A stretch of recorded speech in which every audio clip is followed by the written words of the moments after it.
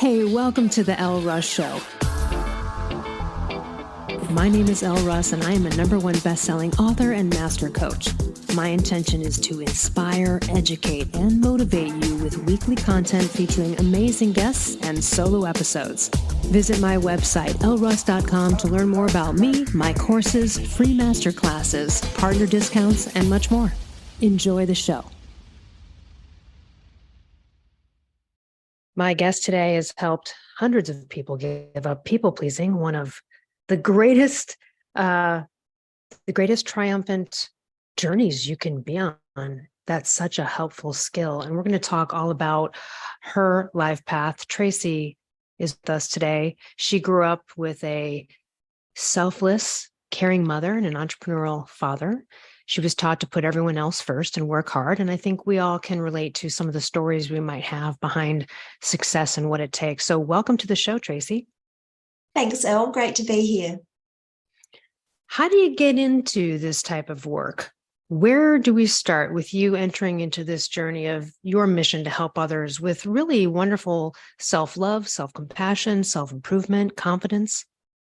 Well, I think it started a long time before it really started, which was when my awareness started to grow around my own self-worth issues, which was really probably when I was about 15.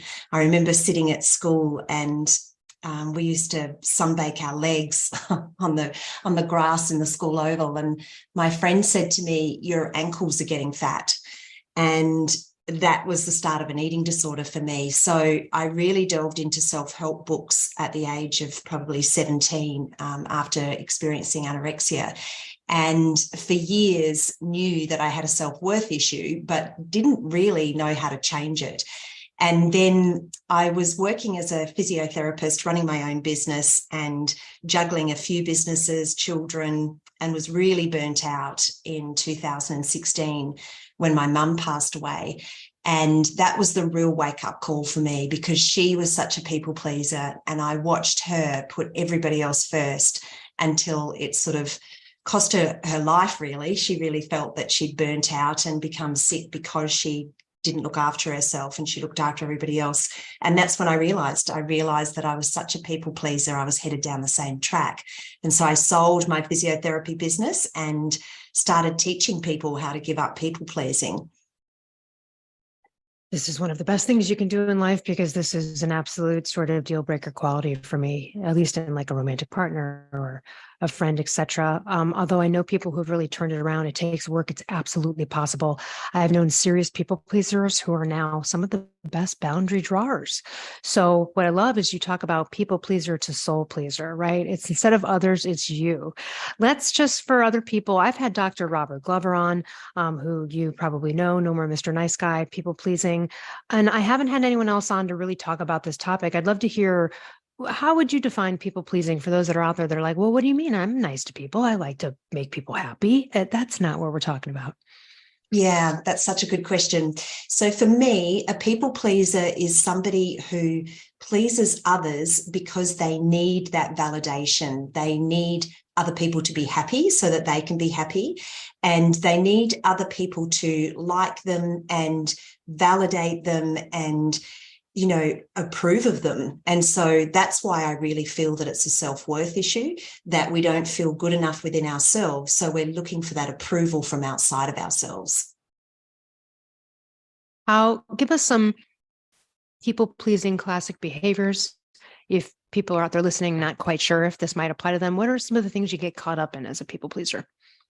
Yeah, so one of the things that you'll do is say yes without even thinking. I found that yes came out of my mouth so quickly when I was asked to do something that I hadn't even considered it and worked out whether it was something I wanted to do, had time to do, or whether it was lined up with my values and my goals. So if you're a yes person, that's a very good indication.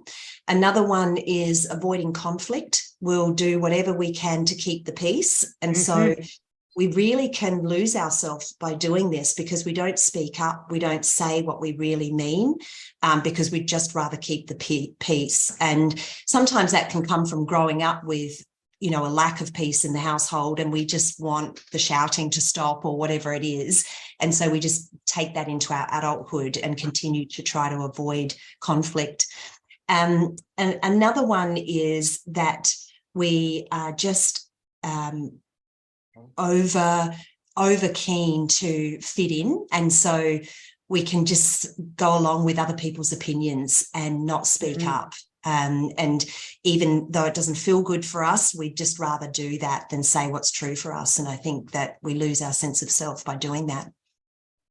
This act of people pleasing is also technically lying. It's inauthenticity. And then I'd love you to talk about those hidden resentments that build up, the covert contracts inside of the people pleaser's mind, all of the backfiring that happens due to this inauthenticity.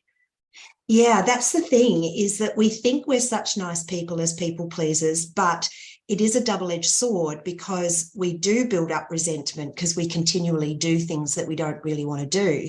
And so there's a lot of judgment there, and it's our own doing in a sense, because we haven't been open and honest enough to be able to share with somebody else how we really feel about something. A really silly and simple example is when I realized what a people pleaser I was and I decided to change, one of the things that I said to my husband was, we sat down to watch the type of movie that we'd been watching our entire marriage. And I said, I don't like these movies. And he was like, what are you talking about? We always watch these movies. And I'm like, I actually hate them. They make me feel really anxious.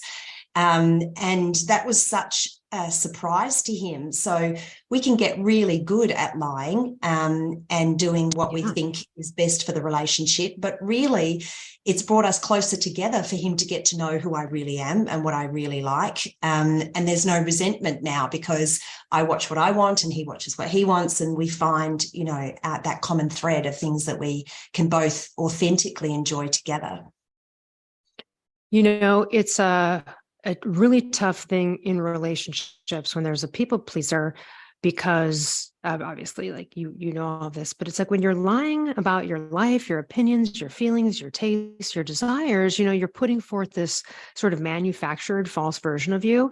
And then how can you expect anyone to love and respect you? Or then there's that fear of like, well, they don't know the real me because I've been putting forth this bullshit, and so they can't really love me. I mean, you're not even giving love a chance. And this happened to me like 20 years ago. I dated a guy, we actually moved in together, everything. And all this, I met him online, and all the stuff he said on his profile and everything. And then I lived with him, and none of it was like, I was like, none of it was true about him. And so when we ended the relationship, I actually had printed up his profile and I handed it to him and I go, hey, who's this guy? I don't know who this guy is. You don't like to do any of these things you said you like. You hate it all. And I said, why did you tell me that you liked these things? And he said, I'm sorry, I told you what I thought you wanted, what you wanted to hear so that you would like me. And it was just like the saddest day, because again, on my side, I'm just a straight up tell it like it is, right, person. It was so tough because you're like, you lied, you deceived you. It's such betrayal almost on the other side of it too. And then also just so sad. And like, I felt sad for him in that moment too, that was the case. Yeah. And a lot of the people pleasers that I work with, their intentions are really good. Like they think that they're doing the right thing by, lying so that they can keep other people happy.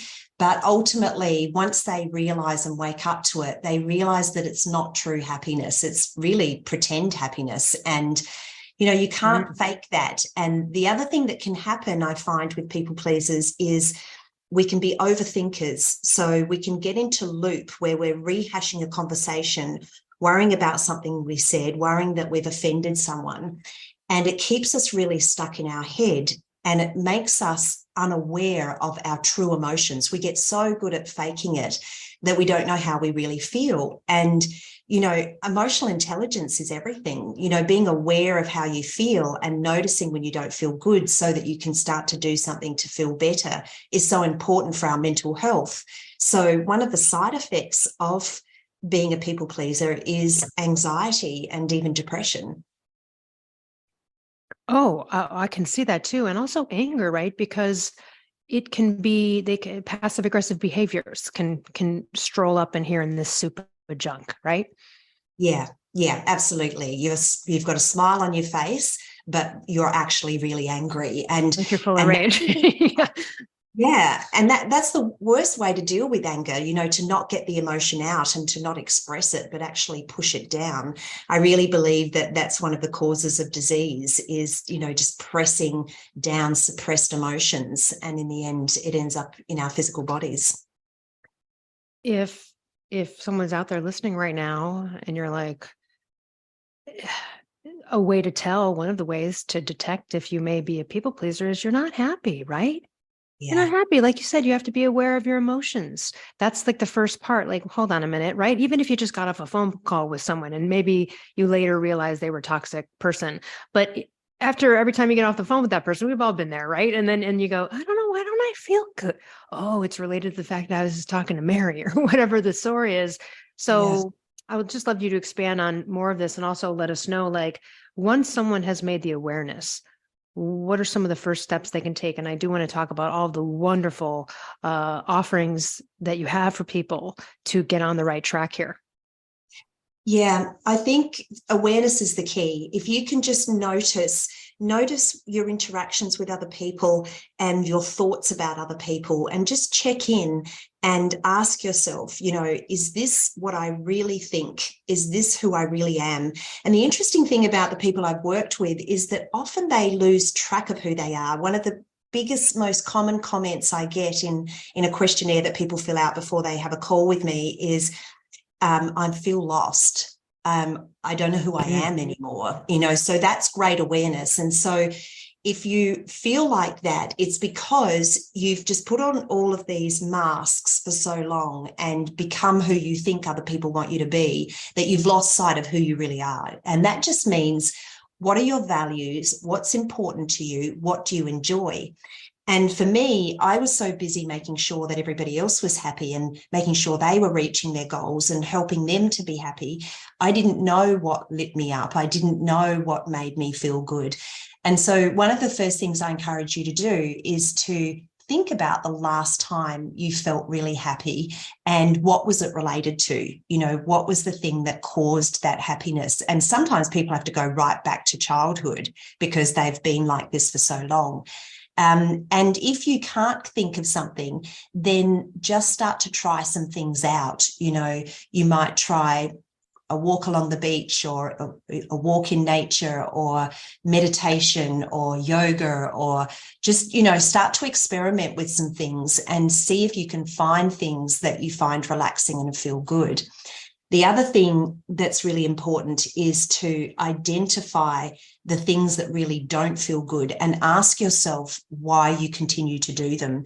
I think quite often we can sign up for things and keep doing them just because we've always done them, and it's time to question it. Just like you clean out your wardrobe, get rid of clothes that you haven't worn for a while or you don't like anymore, and do the same thing with the things that you regularly do, and make sure that your why is because you love it, not because you think you should or you have to, or it's for somebody else only and not for you. Yeah, any senses of like guilt or obligation are pretty good flag to go, hold on, let me double check myself here. I would love to point out too, so I've never been a people pleaser. However, there's like a little bit of a side dish to people pleasing, which is I once was an overgiver, which is a sort of a chronic thing that alpha females can do. But it also comes from a place of like, it is a little bit people pleasing. It's coming from a place of I'm over giving, even if it's just subconsciously without or unconsciously. And I'm doing it so that like, I'll help you and then you won't abandon me, right? Sometimes it comes from a core abandonment wound when it comes to that as over giving. So I would say too, though, that is such a telltale sign of people pleasing, right? In general, is over giving, right? As you mentioned, too much of yourself, always saying yes, fixing things, taking care of things. Yeah, absolutely. I mean, my self-worth came from being an overachiever. I remember very early on, I was praised for getting good grades at school.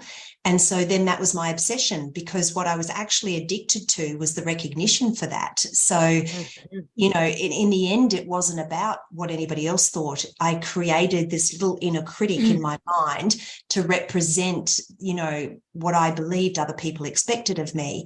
And so I just pushed and pushed and pushed myself to overachieve. And the type of work that I was in was an industry, and I believe that all business is about helping others. That's the purpose of business, is you provide a service or a product that helps others. So I did have that genuine intention to help others, but it was like I was proving myself by the number of people I could help and how available I could be for them so that I could help them all the time. But the fixing thing is definitely connected to people pleasing. People pleasers often feel it's their job to fix others, but it's not. It's actually impossible. We can't fix anybody else. We can inspire other people and we can guide them, but ultimately we cannot fix other people. And once you get that, it's just liberating.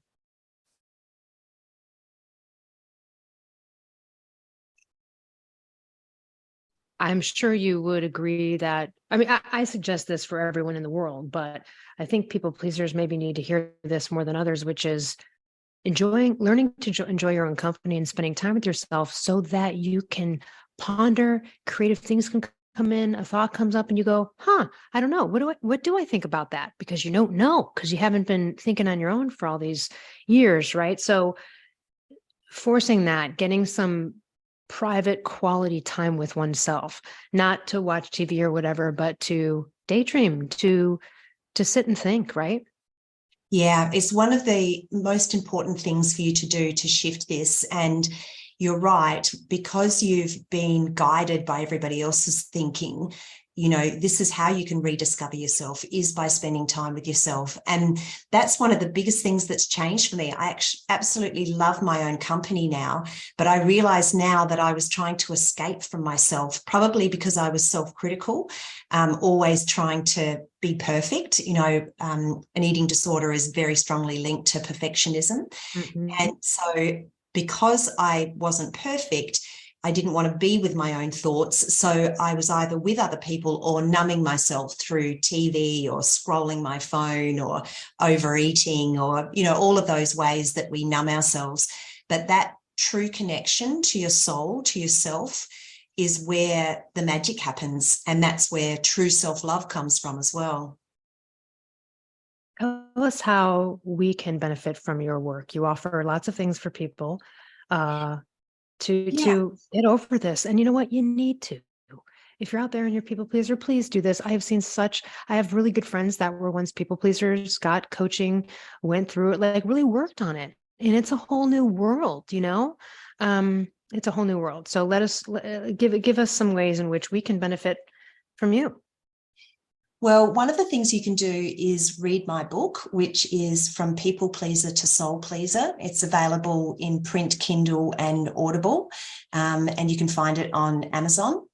And that takes you through the entire process that I've worked with many, many people over the last 7 years and helped them to shift from people pleaser to soul pleaser. I have an Instagram page, soul.pleaser, and a Facebook page. And my website, which is my name, tracysecombe.com, has lots of free resources on it as well. I also have a free book called Find the Real You and Love Her, so that you can live the life you choose, if you'd like to dip your toe in and have a look at that to start with. I love that. I would love to hear about some success stories. You know, it's always wonderful when people think like, I can't do it. I've been this way too long. It's too hard. And so I always love to hear about some 180-degree turnarounds you've had witnessed in your life.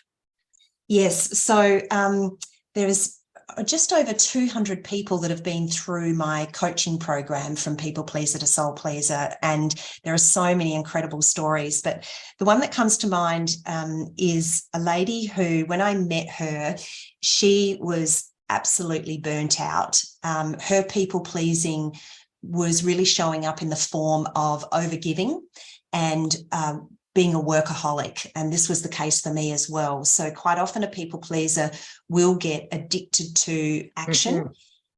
Because that's a great way to continue to serve and to continue to say yes, but also to continue to push yourself to achieve so that you feel good enough.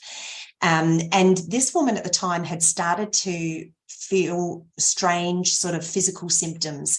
And she was actually really embarrassed about that. She'd go to the doctor and nobody could explain what they were. And, you know, she sort of felt like she was failing because she, you know, had these strange physical symptoms. And she felt like she was doing all the right things, eating really well, exercising a lot, you know, even pushing herself to succeed in the health stakes. You know, I think we can get as perfectionists, like we have to be good at everything, a good mother, a good wife, you know, good in our business, you know, good in terms of our exercise and our weight and all of those things.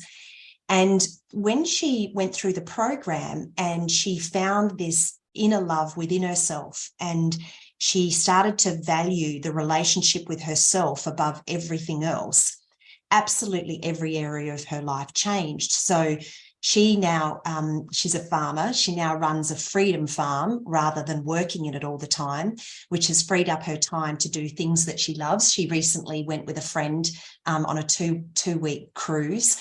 So she's doing all these things just for the joy of it.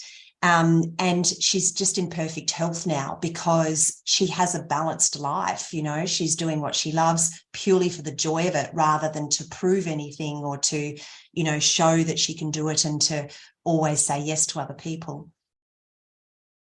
I love that. It is so, I love not doing what I don't want to do. Yeah, so good. It's so good. From your own life, since you were a people pleaser, actually, do you mind if I ask you a question about your anorexia? Yeah, go ahead. I'm just curious, like, how long did that take you to fully overcome? You know, how long did you struggle with that? And what was it? Was it a modality, or was it, again, you just reading a bunch of books and finally taking control? Just curious about that journey there.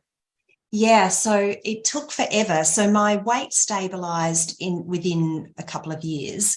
And it took until I realized I was a people pleaser and started to do the soul work. So even though I'd read every book under the sun about anorexia and self-worth and all of those things, it was still an intellectual game for me. I still was able to recite the fact that I was anorexic because I was a perfectionist and because I was trying to prove myself, but nothing changed until I reconnected with my soul. And my soul, I believe, loves me without conditions, and humans can't do that. You cannot expect a human to love you without conditions, because I believe that's the human experience. We are conditional. And it's not that we don't love people, but our moods change depending on how we're feeling. And that can look like it's related to your behavior, but it's not. And that's why we feel like we're not loved without conditions. So the only place you're going to get that is with that connection to your soul.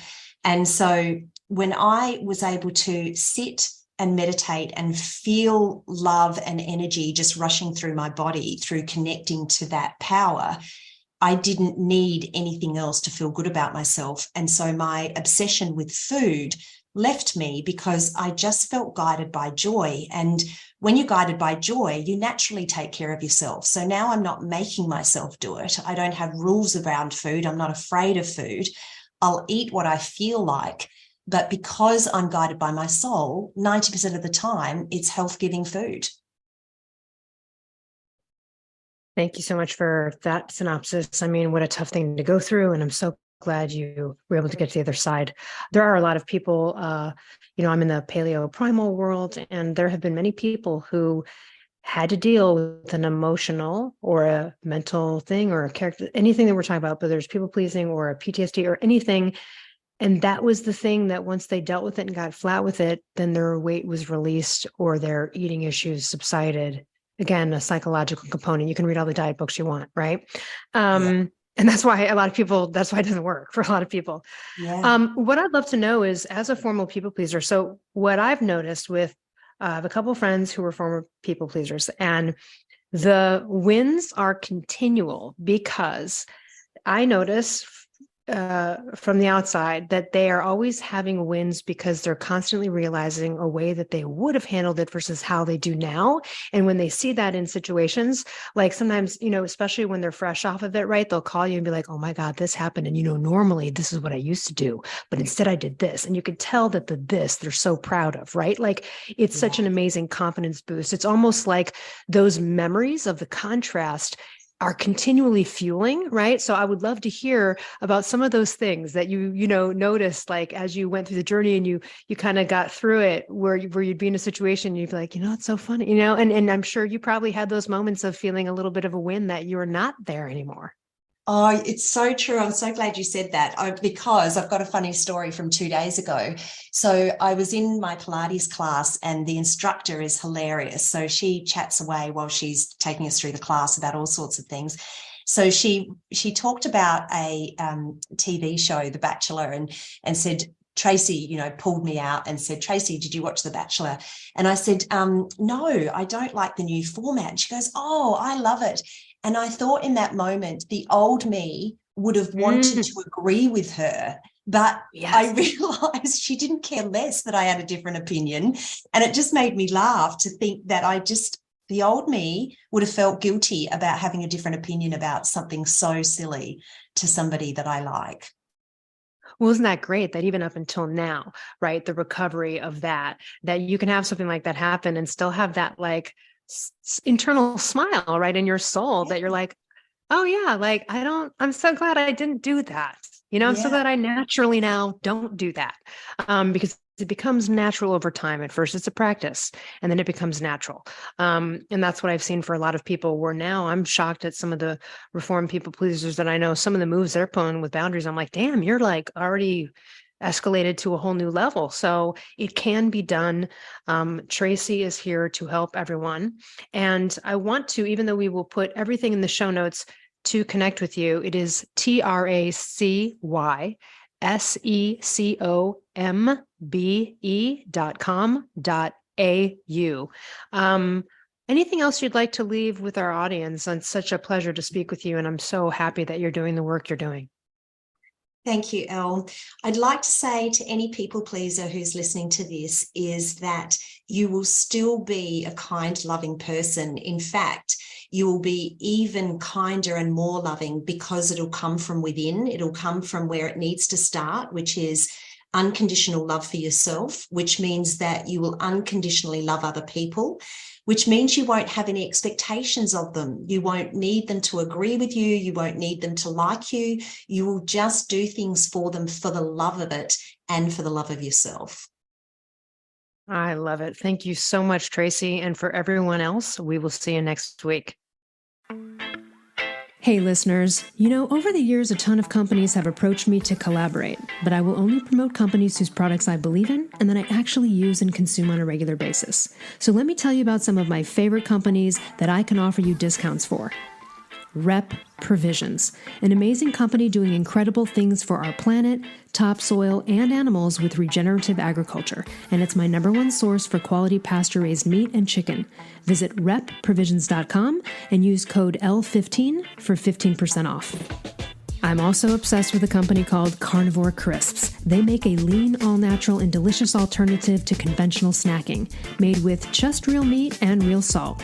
Totally addictive, and my favorite ones are the beef brisket and the ribeye. Visit carnivorecrisps.com and use code PALEO10 for 10% off. I also love and regularly use Paleo Valley products. They make amazing supplements and delicious paleo products. I use the superfood greens powder, grass-fed beef sticks, the organ complex, and their bone broth bars. I love the lemon and apple. I also use their essential C complex and more. Visit paleovalley.com/promos/Elle Russ for 15% off. I also love Primal Kitchen. They make delicious paleo-approved, gluten-free, grain-free, soy-free, and no refined sugar products, and I use them daily, from their collagen powders and sauces and marinades to their avocado and olive oil. So good, so healthy. Visit primalkitchen.com and use code L10 for 10% off. I I also love paleo powder and use it almost on everything I cook. They make incredible seasoning blends, and they also have these incredible grain-free coatings that feel just like crispy breadings that you would have had prior to knowing that there's another way. So visit paleopowder.com and use code L15 for 15% off.